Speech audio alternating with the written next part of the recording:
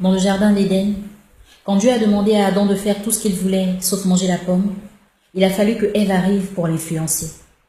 J'utilise cette image pour vous faire comprendre le pouvoir et l'influence qu'une femme peut avoir sur un homme.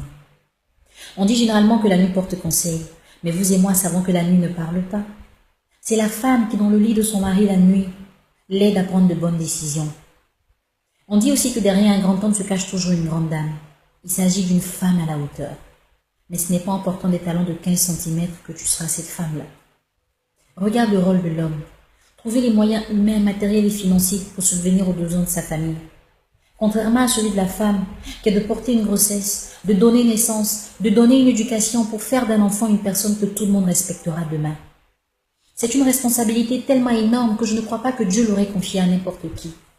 Ne fais pas mentir ton Dieu d'avoir fait de toi une femme. Il l'a fait parce qu'il sait que tu as le pouvoir de changer les choses.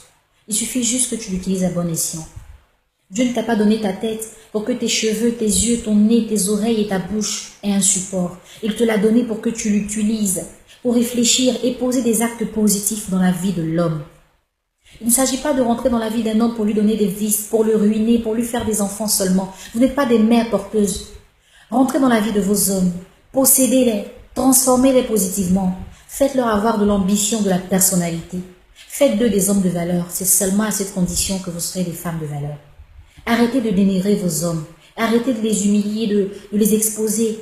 Ça ne se fait pas. C'est une grâce pour toi d'avoir un homme dans ta vie. Alors saisis cette opportunité et montre à Dieu qu'il n'a pas tort de te bénir. La parole divine dit que la femme sage bâtit sa maison, mais la femme insensée la détruit de ses mains. Ne sois pas cette femme insensée-là. Réfléchis avant de poser des actes. Valorise ton homme si tu veux être une femme de valeur. Bonjour et bonne journée.